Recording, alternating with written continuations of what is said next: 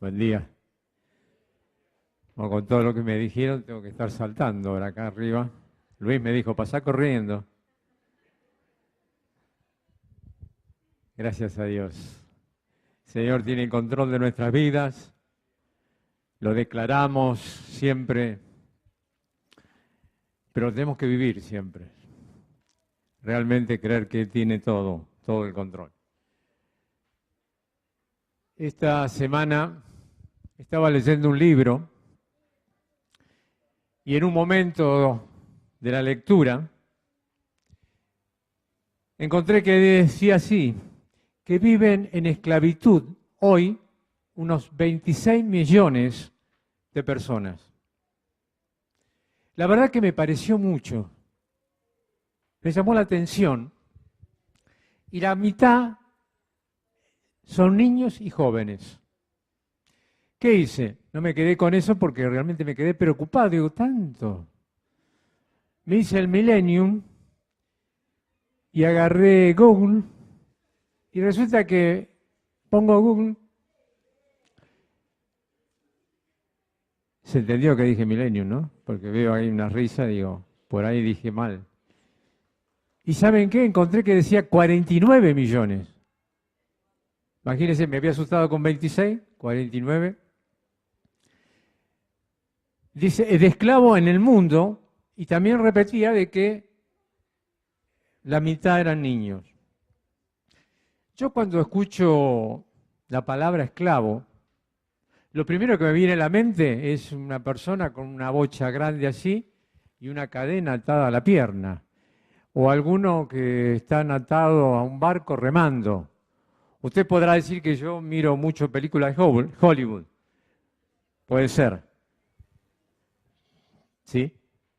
Pero me viene eso a la memoria, a la mente por lo menos. Ahora, si usted me quiere algo más espiritual, me acuerdo de los esclavos israelitas haciendo ladrillos en Egipto.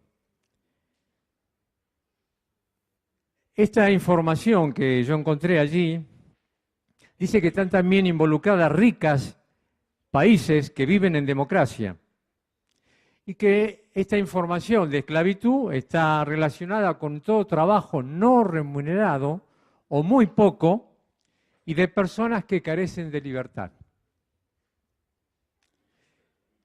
Me fui al diccionario a ver esclavitud porque me seguía y dice posesión o control de una persona para negarle la libertad y explotarla por medio de engaño o violencia. Sabemos que esto era muy común en la antigüedad, cuando una nación conquistaba a otra, hacía de estos prisioneros y los hacían esclavos, lo hacían hacer trabajos forzados. La Biblia nos cuenta de que José fue vendido por sus hermanos como esclavo. Pero Dios tenía un plan y José era un instrumento de ese plan de Dios. Por lo tanto, le dio sabiduría para resolver los problemas que tuvo que enfrentar.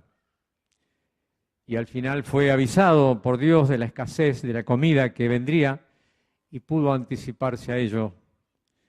José luego perdonó a sus hermanos por lo que habían hecho, por lo que le hicieron, y les ofreció a ellos, y tanto a ellos como a su padre, vivir junto con él. Por supuesto, no era el lugar, Egipto, donde Dios había pensado que su pueblo viviera. Pero ellos vivieron ahí un montón de años y vivieron bastante bien. Pero, dice la Biblia, Éxodo 1:6, ¿hasta qué? Hasta que murió José y sus hermanos y toda aquella generación. ¿Y qué dice el versículo 8? Y se levantó un nuevo rey de Egipto que no conocía a José. Y dijo, versículo 9, el pueblo de los hijos de Israel es mayor y más fuerte que nosotros. Chao. Vino el problema para esta gente. Los egipcios no se asociaban con nadie porque se consideraban superiores, eran un pueblo que se dedicaba a construir, eran personas muy bien preparadas. Pero por causa de José toleraron que vivieran cerca de ellos. Hasta que este rey nuevo que se levantó, este faraón, dijo, son muchos. No sea cosa que entremos en guerra y ellos se pongan en favor de los demás y los tengamos como enemigos. Tenemos que hacer algo. Y empezaron a afligirlos como esclavos, en trabajos forzados. E Israel comenzó a clamar a Dios. ¿Por qué? Porque no tenían esperanza. Porque todos los días eran iguales. Tenían que hacer ladrillos para el faraón. Una persona que no tiene esperanza, es difícil vivir. Es muy difícil. Y Dios los escuchó. Escuchó el clamor de esta gente, porque Dios no se había olvidado de ellos. Como decíamos recién, Dios tiene el control de nuestra vida y Él no se olvida de nada de lo que estamos viviendo, de lo que estamos pasando. Era el tiempo de salir de Egipto. Vemos que la salvación sucede cuando estamos clamando y en Egipto, cuando estamos en esclavitud y sin esperanza. Los israelitas salieron de Egipto, fueron al desierto y fueron al monte Sinaí, que era el lugar donde se encontrarían su propósito, encontrarían su identidad. Ya no eran más esclavos. Dios lo había sacado de Egipto. Dios no solamente quiere salvarnos, sacarnos de la esclavitud, sino que Él busca un pueblo que viva en Él, que sea Él lo primero que busquemos. ¿Por qué? Porque si nos olvidamos de esto, perderemos de a poquito nuestra identidad. Si el Señor no es lo primero en nuestra vida, cada día, y descuidamos eso, de a poquito vamos a ir perdiendo nuestra identidad como hijos. Y no nos vamos a dar cuenta. Sabemos que hay muchas formas de esclavitud. Y nosotros también, de los que estamos aquí, sabemos que si se computara esta esclavitud que hemos tenido antes de conocer a Cristo, serían muchos más millones de lo que yo dije recién. Muchísimos más. La Biblia dice en Romanos 3:23 que todos pecaron, que están destituidos de la gloria de Dios, pero son justificados gratuitamente por gracia, mediante la redención que proveyó Cristo Jesús. Versículo 24. Fuimos libres, lo hemos cantado, lo declaramos, pero fuimos libres de todo aquello que nos tenía atado al pecado, esclavizándonos. La Biblia dice en Efesios 1:3, hemos sido bendecidos con toda bendición espiritual en Cristo. Y que tenemos que ocuparnos de esta condición espiritual. Tenemos que ocuparnos de esta condición espiritual. ¿Por qué? Porque debemos estar listos al regreso de nuestro Señor. Mateo 25, todo el pasaje de 25 tenemos 3 parábolas. La de las 10 vírgenes y la de los talentos, que nos dicen que debemos usar bien lo que Dios nos ha confiado. Y la última en servir a aquellos que están en necesidad. Ayer estuvimos en la cárcel. Quiero agradecer, como bien decía Luis recién, a todos aquellos que están involucrados en servicio. Quiero agradecer a todos los hermanos que vienen sirviendo hace muchísimos años en la cárcel, que cada sábado viajan 300 kilómetros hasta Magdalena y de vuelta, ¿no? 300 kilómetros. Cada sábado y a veces hasta en la semana. Y hace ya muchísimos años que estamos yendo allí. Ayer tuvimos una reunión muy linda, contamos 55, podemos decir discípulas, porque la mayoría están bautizadas, no sé cuántas, creo que quedaron 4 o 5, alguno me puede corregir, de los hermanos que van, que estén sin bautizar, quizás haya alguna más, quizás podamos decir discípulos, bueno, pero aquellas que han entregado su vida, que se han bautizado, que están buscando al Señor, y ayer estuvimos, nosotros fuimos 17 ayer, yo fui el número 17, cuando llego a la puerta, me levantan la barrera, y ¡ah! Llegó, me dice. Yo le miro, ¿qué pasó? El número 17, me dice, es usted. Dice, porque me habían dicho 17 y yo tenía 16, no me daba la cuenta. Dice, ahora llegó usted, me dice, bueno, está bien. Gracias por servir tantos años siendo fieles al Señor. Porque todo el servicio es para el Señor. Y a Él sea toda la gloria. Y quiero aprovechar también para dar gracias a los que van al hospital. Los que sirven hace tiempo en el hospital, que van llevando la palabra de Dios a ellos necesitados, a ellos que están padeciendo alguna enfermedad, algún sufrimiento. Gracias por ese servir al Señor, y todo lo que hacemos para el Señor seremos recompensados, porque Dios no es deudor de nadie. Amén. Ahora, ¿qué pasa? Cuando el orgullo, que es pecado, nos hace creer que tenemos derechos y nos aislamos de lo que somos. Y esto en general a veces ocurre sin que nos demos cuenta, porque nuestro corazón es engañoso. Y cuando nos vamos corriendo con ese orgullo, dejamos de estar en la cobertura de Dios. Nos aislamos. Solo hay una sola solución, es clamar a Dios por su ayuda.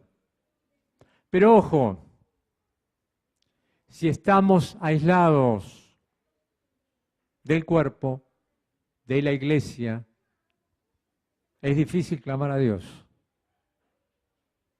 Por eso es tan importante que estemos juntos. Por eso es tan importante que nos reunamos. Por eso es tan importante que tengamos la relación, la cobertura de unos a otros, tanto que oremos unos por otros. Porque como dijo Luis recién, hay un enemigo, hay el diablo que busca a quien devorar. Y va a buscar a aquel que se aísla, que cree que ya está, que cree que ya sabe, que cree que puede solo. Y está sin cobertura, está sin el cuerpo. Y le cuesta clamar y le cuesta pedir. El orgullo es un enemigo que tenemos. ¿Cómo estamos viviendo? ¿Como esclavos o como libres?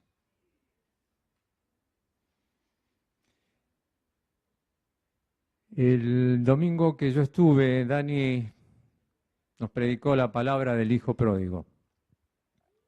Yo quiero hacer una mención solamente sobre el hijo mayor en este momento.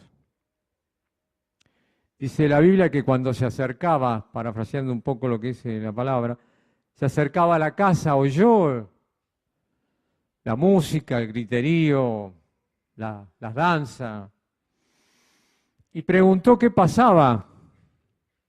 Y no quiso entrar a la casa. Estaba enojado. Estaba muy enojado. ¿Qué pasa? Tuvo que salir el padre a buscarlo y a pedirle por favor que entrara. Estaba tan enojado y le dice, hace tanto que estoy trabajando para vos, le dice al padre, como un esclavo, haciendo siempre lo que me mandás y nunca me has dado un cabrito para pasarla bien con mis amigos.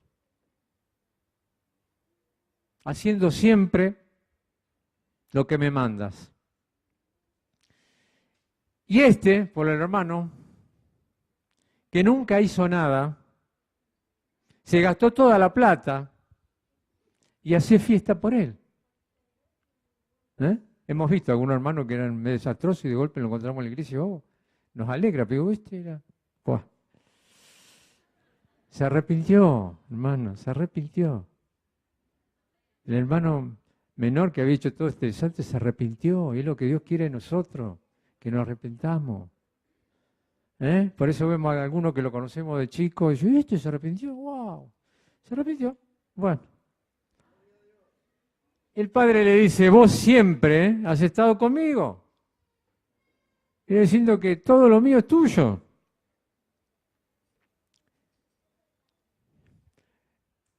¿Qué nos dice de este hermano mayor? Vivía como un jornalero, como uno más de lo que había ahí en la casa de su padre, y no como un hijo amado. No se consideraba hijo, se consideraba uno más. Entonces todo lo que hacía,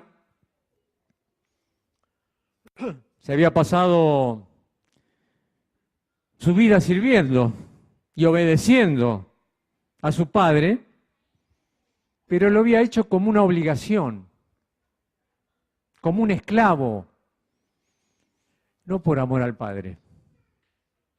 Ojo,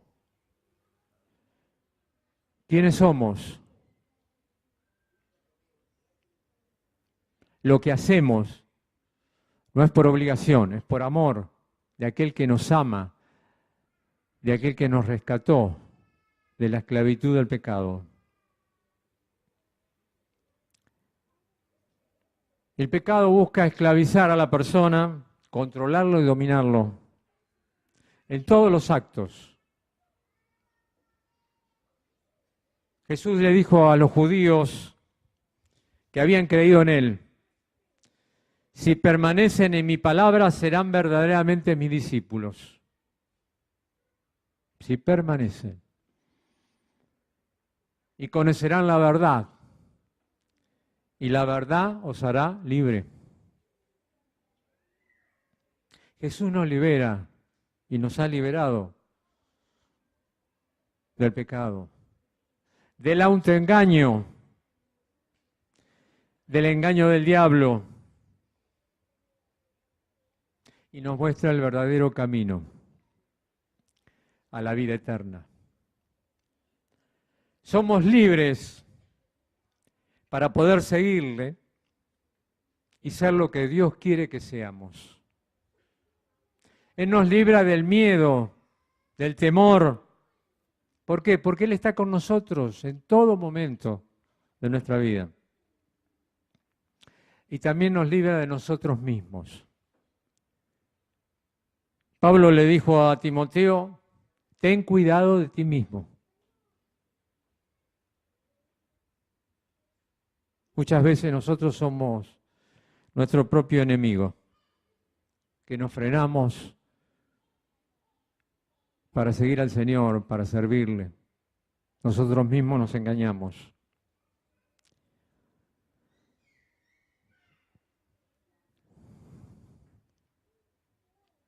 ¿Y del qué dirán?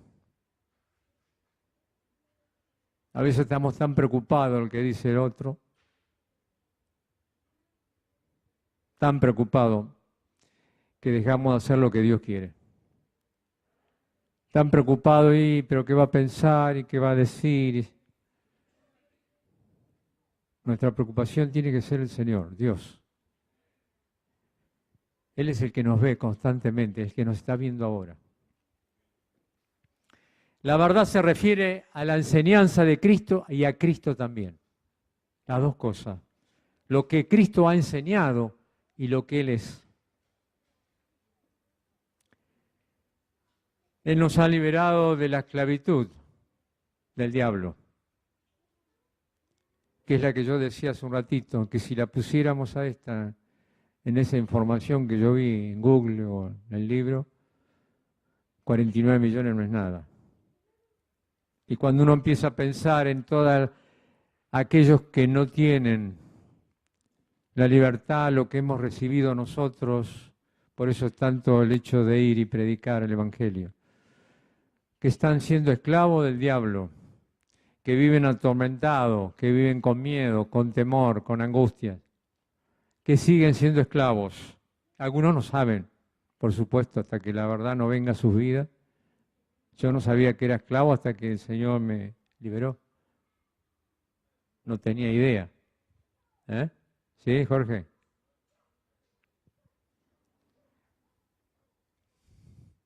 El conoceréis la verdad es un proceso de aplicación que dura toda la vida. No es que lo conocemos hoy. Nos va a llevar toda la vida a conocer y poniéndolo en práctica. Dice que un creyente vive en comunión con Dios cuando escucha y obedece la palabra de Dios. El oír con intención de obedecer. Porque podemos oír muchas cosas, pero seguir viviendo como antes. ¿Sí? Podemos leer, podemos escuchar, pero nos entra por acá y nos sale por acá. Debemos escuchar y obedecer la palabra de Dios, ponerla en práctica. Se tiene que ver en nuestra vida. Ayer me escuchaba, una hermana me compartía un testimonio de que una persona le había hablado por mucho tiempo, un hermano, a una persona. Y después a través de la vida de otra que apareció, se convirtió. ¿Por qué? Porque vio que había vida ahí. Nuestra vida lo que tiene que verse, que tiene el poder que está en nosotros para que otras personas crean y sean transformadas. Porque Cristo murió por nosotros y también resucitó por nosotros. Y ese resucitar es para que su Espíritu ha venido a nosotros a morar en nosotros, para darnos vida y vida en abundancia. Por eso Jesús dijo, yo vine para darles vida y vida en abundancia. No es cualquier vida.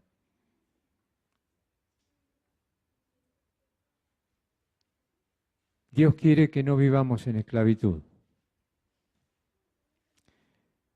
Y si yo preguntara, ¿vivís en esclavitud? Nadie va a decir, por supuesto, porque Estamos todos libres en el Señor. Pero a veces seguimos siendo esclavos de algunas cosas. Que nos lleva tiempo que sean quitadas de nosotros. Pero hay un Dios poderoso que en un instante puede cambiarlo si yo me dispongo, si yo me propongo, si yo me pongo dispuesto a obedecer esa palabra, a creer. Dios nos dio el poder para no pecar más.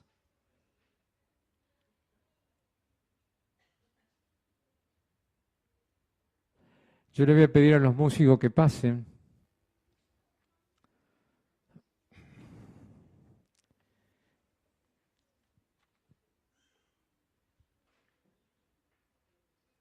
Y darle gracias al Señor, porque todos los que estamos aquí somos libres.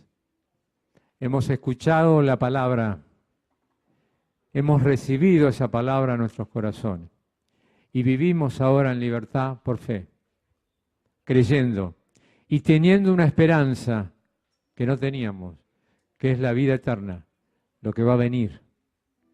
Andamos por fe, dice la Biblia, por lo que ya ocurrió.